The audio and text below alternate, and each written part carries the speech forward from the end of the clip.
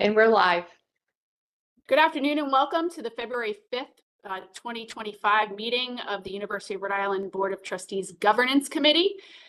The meeting is being held in person with some committee members participating remotely. At this time, I will conduct a roll call attendance to determine if a quorum is present. Please clearly respond present via WebEx or present in person when your name is called. I'm Courtney Nicolato and I am present via WebEx. Vice Chair Jay Placencia. Present via WebEx. Charlie Fogarty. Present via WebEx. Monica Garnes. Present via WebEx. Matthew Lenz. Present via WebEx. Joseph Matthews. Present via WebEx. Robert Wagan. Present via WebEx. David Caprio. And President Parlange. And via WebEx. A quorum is present. Also announcing that our board chair, Margot Cook, and I believe our vice chair, yes, there he is, Armand Sabatoni, are present as well. Michelle, would you like to recognize who from our leadership team is here? Sure. So today we have, in addition to Abby Benson, Alyssa Boss, Provost Barb Wolf, we have Chelsea Berry, Christopher Barker, Daniel Moose, Kara Larson, Markeisha Mina, and that's it. Great. Thank you. Awesome. Thanks, Michelle. A reminder to all members for the benefit of our audience and for the note taker, please clearly identify yourself whenever you make a comment, make a motion, or a second to a motion. Participants using WebEx are required to keep their cameras on as remote members, and all persons present at the meeting location must be clearly audible and visible to each other. At this time, I'd like to acknowledge that the University of Rhode Island occupies the traditional stomping ground of the Narragansett Nation and the Niantic people. Are there any proposed amendments to the published agenda? Okay. Great. The first order of business is the approval of the minutes from the October 22nd, 2024 meeting. May I have a motion that the committee approve the minutes of the October 22nd, 2024 meeting? Charlie Fogarty, so moved. Thank you, Charlie. May I have a second? Second, Bob Wagan. Thanks, Bob. Any discussion on the motion? Hearing no discussion, I'll ask for a voice vote. All in favor, please say yes. Yes. Yes. Yes. Any opposed? Any abstentions? The yeses have it. The motion to approve the minutes of October 22nd, 2024 meeting is approved. The next item on the agenda is item number 2, which is discussion items. Item 2A is regarding a recommendation to approve the University of Rhode Island Board of Trustees regulations regarding the use of university property. And I will turn it over to Abby Benson. If I might just jump in, Courtney, I just wanted to clarify that these are action items. Oh, I think it was wrong in the notes there. it might have been my reading ability at the moment too. So thank you, Abby. Great, thanks, Alyssa. I was going to mention that. So I'm pleased to give a brief to the committee on these regulations. So these draft regulations regarding the use of university property were drafted by URI pursuant to Rhode Island General Law 16-32, which empowers the Board of Trustees to make rules and regulations for the control and use of university property, while the president of the university is responsible for general management of the property. We first brought these draft regulations to the full Board of Trustees at the November meeting, and we got some great feedback from the board. And we also put these out for broad community comments. So we had community comment. The regulations were posted on a website for several weeks. We also met with lots of constituents and stakeholders across campus to get feedback. We ended up receiving about 475 comments on the regulations. So there was a lot of interest in the regulations. As a result of the significant number of comments, we created an ad hoc task force that was charged with reviewing all the comments and making changes to the regulations to address them. That task force was made up of representation from Faculty Senate, Student Senate, the Graduate Student Association, and then various staff across the university. So I thought I would just mention some of the adjustments that we made to the regulations since the version you saw prior. And during the course of that, you'll understand what the big concerns were from our community. So first, we edited the draft to provide clarifications to the text for more consistent and precise language, making sure that the language is as clear as possible. There were concerns about overly broad or vague language in the regulation. We also addressed significant concerns regarding protections to the rights of free speech and assembly. So you'll see some more affirmative statements to that effect on the front end of the regulations. We included references to the university manual and the student handbook, particularly around existing language in both of those documents around free speech and assembly and those principles. We revised the sections regarding discipline, providing clarification on the distinction between enforcement and discipline. As you'll see in the regulations, we point very clearly to existing policies and documents at the university that we already use for things like student and staff and faculty discipline. So we reference those very deliberately in the regulation. We worked very closely with our Office of General Counsel to make sure that the language was not only clear, but legally defensible by using terms that have clear legal precedent. And we emphasize the activity neutral intent of the regulations. I do believe that many of the stakeholders who weighed in on the regulations felt that the regulations were really focused on protest or anti-protest, and really the regulations as written are activity neutral. They're really designed to protect our property, our students, our faculty, and our staff. Finally, some specific areas of concern that we addressed from the community comments included concerns around leafletting and distribution of literature. We had a specific reference to littering as it relates to leafletting. That drew some concerns, so we removed those references. There were concerns about the language on signs, postings, and banners. People felt that perhaps they weren't able to put things on their office door, for example. And that was not the intent of the language, so we addressed that and we removed references to designated spaces for postings because we don't have a comprehensive list of every designated space on the campus for posting. We did add some language about damage to property, so trying to really limit concerns about posting things that would have a permanent impact on our property, our buildings, for example, or our trees. We added some language specifying that we would develop specific rules around amplified sound. So the Department of Public Safety is already working on that. Clearly, we have to abide by local ordinances, but the community wanted more details around what the concerns around amplified sound were. We clarified language around building access, particularly after-hours access, permitting all access for bona fide business or educational purposes. I think as written, the community was concerned that the regulations could be interpreted such that they couldn't use their building after hours, but clearly that was not the intent. As long as you have a bona fide business or educational purpose to be in your building, you can. And then finally, we added language noting that the rules developed by public safety regarding use of bicycles, skateboards, and similar conveyances reflect our continued commitment to mobility and sustainable transportation options, since we know that our community relies on some forms of those conveyances. So I'm pleased to say that after the ad hoc task force made these changes, we then went to Faculty Senate and Student Senate, and the Faculty Senate did vote to endorse the regulations. So that was a great partnership working with them because there was such concern. And I am hopeful that the committee will approve to recommend these for the full Board of Trustees to consider at their next meeting. I'm happy to answer any questions you might have. Any questions for Abby? Hey, Abby, I just wanted to say congrats, and I know that this was a interesting one. Really glad that we were able to come to consensus because there were a lot of comments around this one particular policy. So congratulations on getting to this place. Thank you. I appreciate it. And I know you gave us some good feedback. I think that actually this was a great example of shared governance and working together to put something in place that will hopefully benefit our whole community. So thank you for that.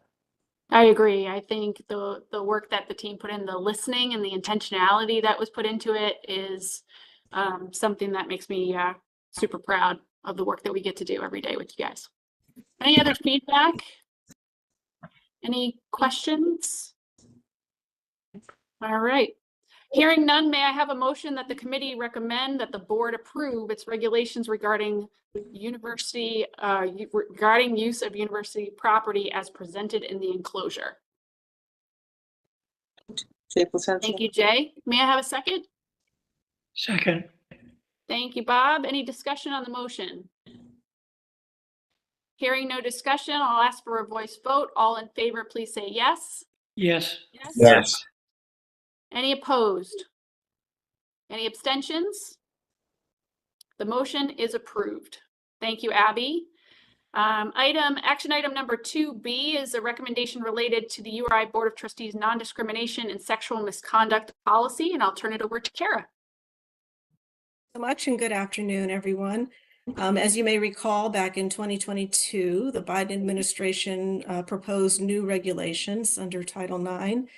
And in anticipation of those going into effect, we prepared a new policy to meet the changes in the compliance obligations. So we presented it to the board for approval last June, and the board did indeed approve that. Yet at that point, the new regulations had not gone into effect. They were slated to go into effect on August 1st of 2024. Prior to that date, due to the number of lawsuits and injunctions, the University of Rhode Island was subject to one of the injunction actions. And so we never implemented that policy. And now, as of early January, a federal court has completely vacated those 2024 regulations, and the 2020 regulations we were operating under throughout this entire time period have been officially reinstated as the governing regulations under Title IX. So given that we never implemented the board policy that we prepared for those new regulations, in the interest of accurate record keeping and in recognition of the fact that our prior policies remain in place, we would like to recommend that the board actually rescind its approval of that policy on sexual misconduct and non-discrimination that was approved at the June board meeting in 2024. Thank you, Kara. I have a question, but I want to open it up to the floor first. Any questions amongst the committee?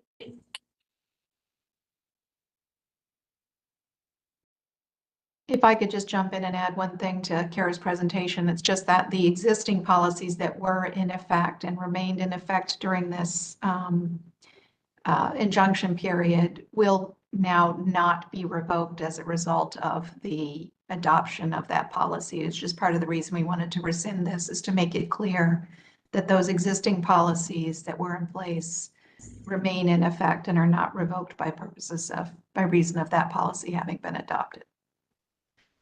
Great, thank you, Alyssa.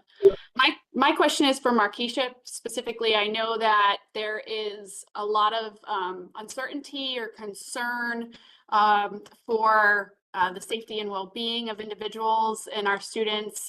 You know, I know that your work is centered around this every single day, so wanted to open the floor to see if you had anything you wanted to share around that. Courtney, thanks so much for the question, and to this board for your support. We stand by and with our entire community. The University of Rhode Island is the state's flagship public research university, and we remain steadfast in our Land and Sea grant mission to serve and support all learners. We will continue to stand on that mission and by our foundational values.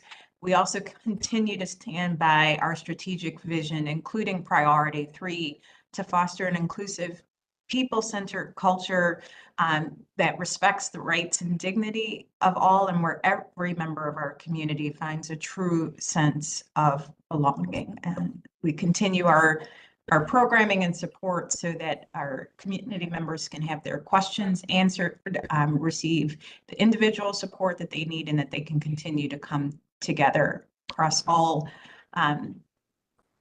dimensions of identity and diversity. Thank you, Markeisha. I know the board shares that commitment as well. Thank you. Joe, did I see you come off mute? Nope, I'm you're good. Okay. Any other questions or feedback? All right, hearing none, may I have a motion that the committee recommend that the board rescind the Board of Trustees July 1st, 2024 approval of the university's policy on non-discrimination and sexual misconduct as presented in the enclosure? Chair, so moved. Thanks, Joe. May I have a second? Matt Lynn, seconded. Thanks, Matt. Any discussion on the motion? Hearing none, I'll ask for a voice vote. All in favor, please say yes. Yes. Yes. Any opposed? Any abstentions? The motion is approved. The next item on the agenda is item number 3, which is actually the discussion items per Alyssa. Thank you, Alyssa. 3A is around board appointments update. So just a couple of things to share here. Chair Cook and President Parlange sent a formal letter to Governor McKee recommending kind of outlining who is up for reappointment and recommending reappointment. The following trustees have been members since the board inception and would like to continue to serve. Matt Lenz, who was reappointed by Senate President Ruggiero in 2023, Robbie Luna, and my fabulous vice chair, Jay Placencia. And then the following trustees are also eligible for reappointment and would like to continue their service. Neil Kerwin, who joined the board in 2021, Maria Ducharme, who was appointed in April of 2023, and David Moderano, who was appointed in March of 2024, having previously served as an inaugural member of the board. So I believe, Mark, no updates yet at this time, correct? That's correct, Courtney. Thank you. I do know that we have URI Day on April 1st at the State House, and I know in years past I've seen them leverage that as an opportunity for reappointment meetings and committees and all of that. So we'll see if that continues.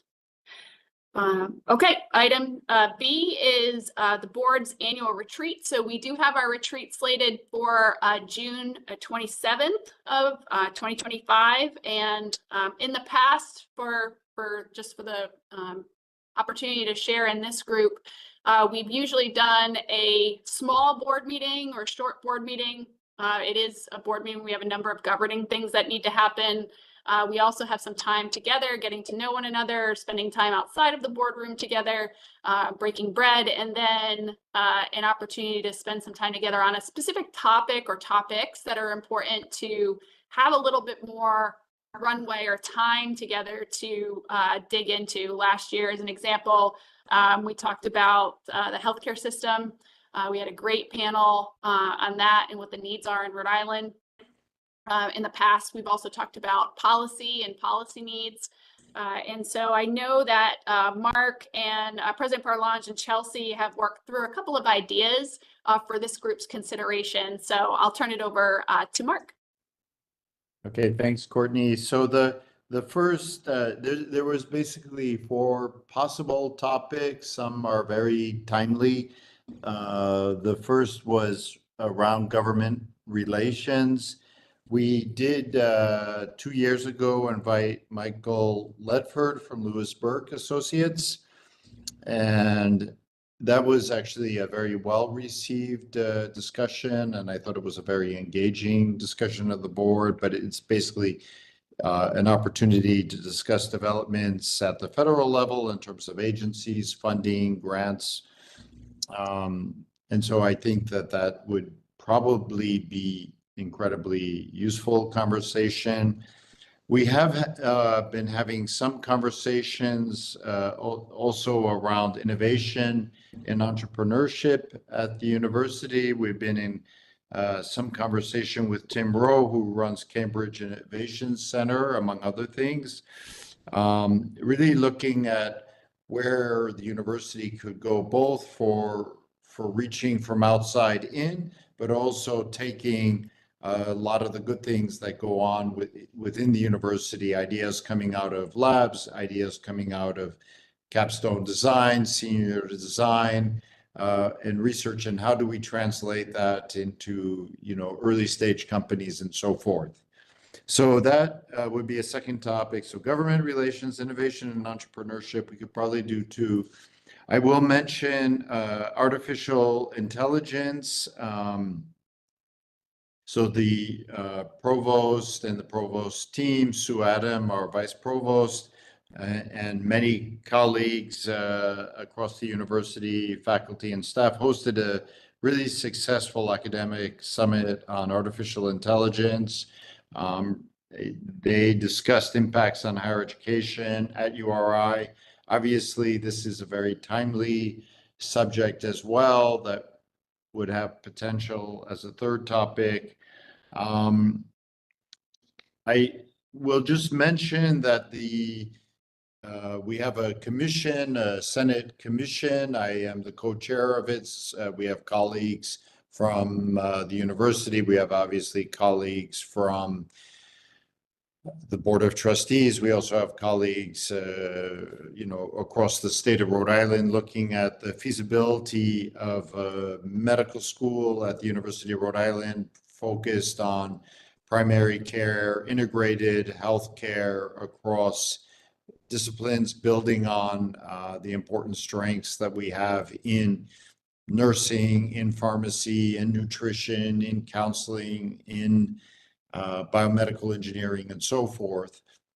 There will be a feasibility study underway, and the part that will be finished by the end of June will be done. So that would be a possibility to talk a little bit more from the perspective of the University of Rhode Island, though it might be a little bit early to have that particular topic. We're due to send a final report as a commission at the end of the year, at the end of this year, to the State House. So government relations, innovation and entrepreneurship, artificial intelligence, and medical school. And so happy to either answer questions or, of course, see what people think will be most effective use of our time.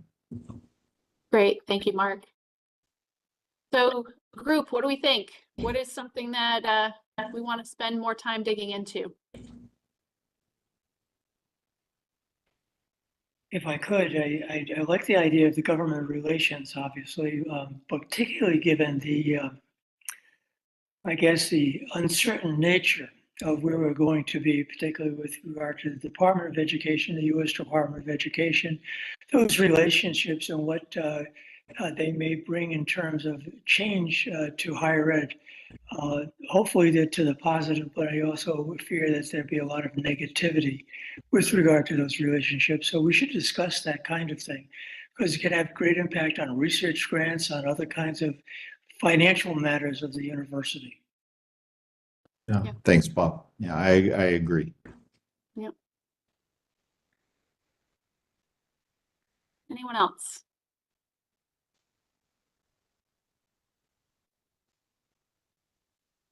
Courtney, I would agree with Bob's comments with everything that's happening. This is Monica Garn, sorry. That it would be very beneficial to really kind of take a deep dive into the impacts for the university and beyond. Yep. Great. I see nodding of heads from Mr. Matthews and Mr. Lenz. I agree. I think it's a great direction, and I think there's lots to talk about and will continue to be. So I think it'll be super helpful. Anyone else? Any other thoughts? Hey, Courtney, I can't be on camera. I've got a few things going on. Yeah. But I like, as Mark and I have talked about, we definitely want the government relations viewpoint, particularly with everything that's going on as everyone is observing. I think the other side of it, though, is I would love to have one of the two topics, and maybe it's about innovation and the development of a research park, which, as Mark will talk about at the next board meeting, we're spending a lot of time on, and the medical school may be too early, as Mark said. So I like the contrast of here's some of the challenges we're going to have, and here's some of the potential threats to the university, but here's some of the really amazing opportunities that we have. So maybe if we can split the agenda between like what's putting us on our back foot, but what's putting us on our front foot might be a good conversation. Love that. Great. Thank you, Margot. Does everybody feel comfortable with those two topics? I know I do. Great. Seeing nods and thumbs up. Great. All right. Thank you, Mark. Thank you, Chelsea. I'm looking forward to our meeting in June for sure. All right. Item 3C is the annual board self-assessment form. I do believe, is that out, Michelle, everyone? I was planning to send it after this meeting. Okay, And after- great. Yeah. Good. So no major changes to the board self-assessment form. I think what we want to try to do is keep that consistent year over year so that we can continue to monitor and manage the effectiveness of the board and how everyone feels on our direction. So that is coming up. All right. All right. Item 3D is new committee meeting calendar process update. So I'll turn it to you, Michelle. Thank you. So at previous board meetings, we've been discussing the ongoing streamlining efforts to optimize your time.